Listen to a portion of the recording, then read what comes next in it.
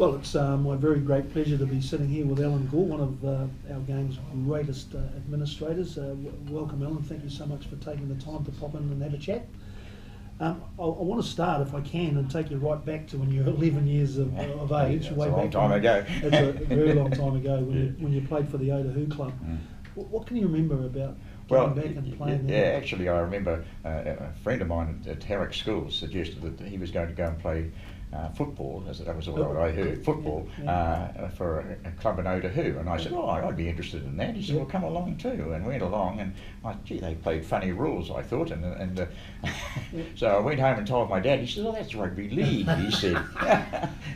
So he said, that's a good game. He said, you stick to it. And I always did.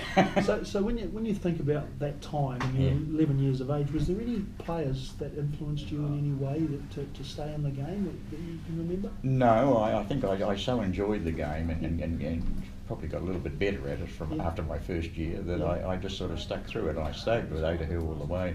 I think the fact that I got into a few schoolboy rep teams, and we amalgamated shield things at Auckland and so on, aided the thing along the line. And I kept playing right through Otahu, all the way through. It was the only club I ever played for, except I did go and play a little bit for university on a Sunday when they were trying to get established. So it was just your mates?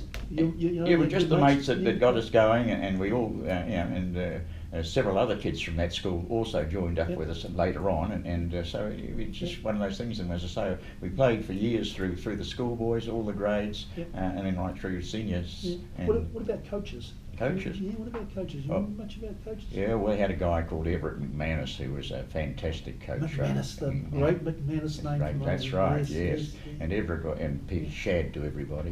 I don't know whether you've come across him, Gordon. Yes, absolutely. He was a fantastic coach. He took us from about 5th grade right through to seniors and all the way through, now you call it premiers, I suppose now. And so, I had 9 years playing top grade football. We went from 2nd division up into 1st division and played right through to 1959, I think it was. You go to Auckland Grammar. What happens to your rugby league? Well, that was a problem. It was quite funny because I wanted to keep playing, and because I had a sort of a rep career with the schoolboys, and I wanted to keep playing, and they wanted me to play rugby, of course, and there was a great deal of problems going on there. That I was ostracised a bit for a while, but so you didn't play rugby? No, I didn't play rugby at all. I stuck it out actually, so it was a difficult time. So South Auckland, strong league hold nowadays. Back then, was it still strong? The Otahu club. No, the Otahu club had done very well in the early 1940s and got into seniors, and then faded away.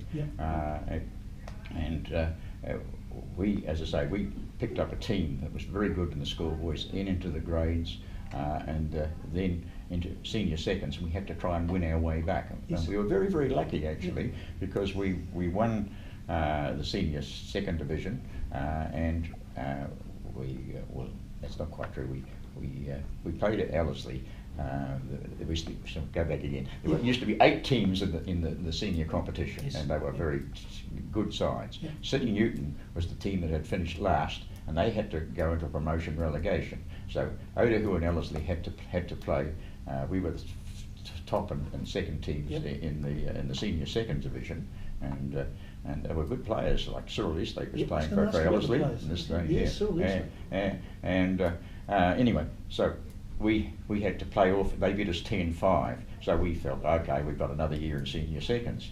But when the board looked at it, and Ellerslie had won their way up, and there was obviously a lot of old city people on the board, so they managed to turn it around and said, let's have 10 teams. So of course they left City staying in the senior competition, and Ellerslie went up, and we went up on their coattails. So we carried right on until 1958, and we were in the final of the Fox Memorial competition, and it was a real, Ponsonby beat us, unfortunately. But we won the Root Rooster in 1957, I think it was. No, we did well, and then Otahu Club went on from that stage on. Yeah.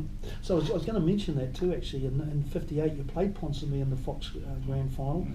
What do you remember of that day? Well, I remember we were so totally disappointed Yes. because I was hooker and I thought I'd done my job on that particular day. I won just about every scrum, and yet now they still beat us, and without the ball they were a very good side. Very good side. Can you remember with the mighty Leopards there some standout players that you sat alongside? Oh yeah, Dick Havey was the guy. I don't know whether you ever come across him. He was a fantastic player. He was the funniest guy actually out. He was brilliant on his day, and the next day he was an absolute dog. we see that today. He had one day he would, he burst into the back line. He was playing fullback. He would burst into the back line. He had terrific pace. He could kick goals from all over the place. And the next minute, he'd wave one guy through, and he said, well, "Why didn't you guys tackle? It's not my job." 1965. Yes. You get the opportunity to become a Kiwi, and you get into the Kiwi trials. Did you enjoy that? No, it was 1955. Oh, 55, okay. Yeah, my apologies. Yes, that was good. Oda, who had started to get heard of, we used to play a lot out at Stooges Park and that sort of thing, but gradually we got going and we started to get a few opportunities, and we had some good players, John Yates, Simon Yates, some of those guys, and and I got picked in for there was a North-South Island game for the team to go away to England, and Possibles Probable game beforehand. I was in the Possibles, I think, at that stage, and didn't play all that well in the game. It hurt my shoulder actually, and but we had to turn out the next day. They picked the top 13, and they were going to take 26 away to England, and we had to play again on the second. Played much better the second day, and I thought I had a rough show, but I didn't. Okay, administration. Yeah. Where on earth did the opportunity come up for you to get involved in administration? Well, it's funny, that is an Otahu association too. Yeah. There was a guy called Jeff Hall who was son of the president of the Otahu Club. He was the actual treasurer of the Auckland Rugby League. Yes. And he came along to me after I retired in 1959 and said, Ken, you're an accountant. He said, I don't want this job. He said, would you like to be assistant treasurer and take over from me? And I thought, well, okay. Put something back into the game I'd so enjoyed. So anyhow, so that's what happened. I was assistant treasurer for a year or so, and then I took over and was the treasurer of the Auckland League for a while. And then delegate to the New Zealand. Yeah, and then I was a delegate to New Zealand for Auckland. In those days, they had delegates from each province, and so and Auckland was the prime one. And I beat a guy called Jeff Plant, who was a New Zealand manager at one stage for the job, and they wanted some youth apparently. And I'd retired from being the treasurer, and I had to go to this job. And so overall, that was how it got me onto the New Zealand Rugby League. And money's in those days. How easy was the money for? The money wasn't, because we had all sorts of. We had owned Carlaw Park, and the situation was we had to make it pay. And so we had boxing matches, we had all sorts of things down there to try and supplement the income, because you had a property right in the centre of the city, paying rates and insurance and maintenance and all that sort of thing, and you're only using it every weekend over the winter months, so you had to supplement it some way. So all that during that time, so I went, we attended all boxing matches and also they had religious revivals, they had everything, you name it down there, bike races. So it worked out. It was very, very interesting because you got along to a lot of those things. There were pop shows and everything else. Yes, I remember those. So the New Zealand Rugby League treasurer you become when Ted Nolan. When Ted gave up, and so I took over from there again because of my accounting training, of course, and so I went from there, and then I gave it up, I think, to one stage there, and then went back about a year or so later as the deputy chairman. Trevor Maxwell was the chairman, and I became deputy chairman. And then Trevor resigned, and I was left high and dry. so-called president for about a month or 6 weeks, but I was running 2 businesses at the time, and I just realised that it wasn't good for me. Yeah. There's one thing that actually became one of the biggest assets that the game's ever known, and that was the Auckland Leagues Club, and you were basically a founding member. That's right, yes. Yeah. How did that come about, purchasing such a wonderful property? Yeah, yeah. You know, it's still a legacy today. Absolutely. The ex-Kiwis had talked about forming a leagues club for many, many years, but they never really got round to it. And I just can't remember the guy's name. He was a Kiwi and he played for Point Chevalier. Gray. What was his first name? He was a real estate agent. He came down to me because I was treasurer of the Auckland League at the time, and he said to me, "Alan, I've got the perfect property. It's up in Augustus Terrace," and he said, "We need to do something." And and at that stage I was running my own accountancy practice in Avondale, and at this stage I was still building it up. And so I spent a great deal of time with him, and we managed to scrape together with the ex-Kiwis' help, enough money to get a deposit on this property, and then we took it from there and we built it all up from there. So I was the first inaugural treasurer of it, and well, and look what it's what it turned out. It's still generating. Still generating income, and that's right. And so where are we at with the Leagues Club today? What's the situation there with that? Well, so my understanding of it is, of course, that they just part and parcel. They sort of leased out the Commerce Club, and they're not taking on any new members, and they've got a heap of money from the sale of Augustus Terrace, and which they sort of look after all their old, and they are all old people now. They have given us a little bit of help down there in the museum, and they donated a bit of money for us. So, but they're sitting on a lot of money still. So speaking of assets, and you just brought it up there, the New Zealand Rugby League Museum, which is such a wonderful asset to the game, and you're part of that, and you're being part of that and driving the whole museum.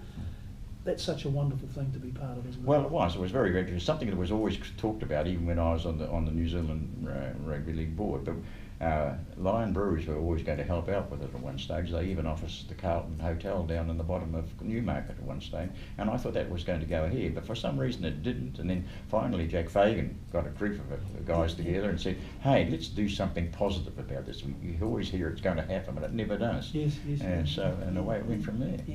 You get to represent New Zealand in the end. You go away as business manager of the Kiwis in '67. So how did that come about? Well, I put my hand up for it because I always thought, well, I was only about 35 or something at the time, and so I was a fairly young manager at that stage. But I only went for the business manager because being an accountant, it was that side of things I could look after and look after well. But I still had that itch, I'd only retired from playing in about 7 years, so I was keen. I hope they might look for a reserve at some stage. So who's some of the names that? Oh well, it wasn't a very, very good tour actually. It was an unhappy tour. We lost all 3 tests. We toured over Australia for 10 or 12 weeks, I think. It was a long time away. We took 26 players, and we had Cess Mountford as the overall manager, and he had overall power. Laurie Blanchard was the coach, and I was the business manager, and we had one Masua guy who went with us. And now I know they take 12 or 13 now or something, but that was all we had anyway. But we took away 2 teams, and we would play midweek and the weekend, and the big games of course on the weekend. But unfortunately some of the players that we had just really weren't quite, in the second team were not quite up to the standard, and so you had to overplay some of the players from the top side to fill in a few holes, and there were a few problems on the tour. But a great experience. It was a great experience. But it really put me off a little bit from doing it again. Believe you me, I know where you're coming from. There. So over the years, Alan, you must have seen some wonderful things happen in the game. What significant changes have happened both on the field and off the field? Well, on the field, of course, in my day, as a hooker, I was long and with big long legs, and I could just hang out the tunnel, and the ball would just bounce off you, and if you hit it, and the only way I played under unlimited tackles, the only way you could get the ball was from the scrum. You see, so the hooker was a very, very important player and the boys would give it to you if you weren't getting that ball from them. Absolutely, So you know, that's and of course the unlimited tackles, you just carried on and carried on until someone either kicked the ball out or knock on or something like that, and a forward pass. Because I mean, obviously, a hooker was a hooker in those days, exactly. Yeah. Nowadays, I wouldn't get a game. No, Honestly, no. I wouldn't. Because they use, you know, virtually another halfback as a hooker, don't they? Someone who can dart away from the scrum and from the ruck and that sort of thing. Yeah. So when you think back, just if you can tell us who had the biggest influence on you in the game, but on the field and off the field, the biggest influences on you to stay in the game. Well, I was just, I don't know, it was just something that just went along with. I just loved it. I thoroughly enjoyed it. I made some great friends, and I don't know whether anyone particularly, as I say, my coach was very, very instrumental in he made me captain of the O2 side for about 3 years, but I wasn't really a captain. Because I played all the time because I was hooker. I wasn't a marvellous, outstanding player, but I was a sort of a regular sort of guy that was going to play every week and that sort of thing. But I think basically that may well be the big influence, because I liked the guy and he was very, very good, and the team just sort of. You know, you hear people say that they'll walk over broken glass to do something, and but that's exactly what our team would do for this guy. He was really great. So he had a fairly big influence on me. Here's a tough one for you. Yeah. If you had the opportunity to make any changes in the game today, what would it be? I don't know. Do you like the way that the game has progressed? In some ways, yes, it's faster and quicker, but I don't like two referees, for example. Go back to one referee? One referee, and I do think we're a little bit too predictable at this stage. With just 6 tackles, you always know what, there's a pattern followed all the time, whereas in the old days, you can hang on to the ball and wait to do something and catch them out. So there's 2 biggies. You want to go back to one referee and unlimited tackles. That's right. Well, no, not quite unlimited tackles. No, because it did get boring at times, particularly when you're playing at Carlisle Park on a wet day, and you got hold of that ball and you made sure you hung on to it, and hung on to it, and hung on to it. But when I played, we were getting 10,000 people coming down to Carlisle Park on a Saturday afternoon, and the crowds were fantastic, and we had bigger crowds going to there than they did going to Eden Park. And how many people were at your Fox final when you played Ponce? Oh, there'd be over 10,000, I'm sure. Quite sure. Yeah.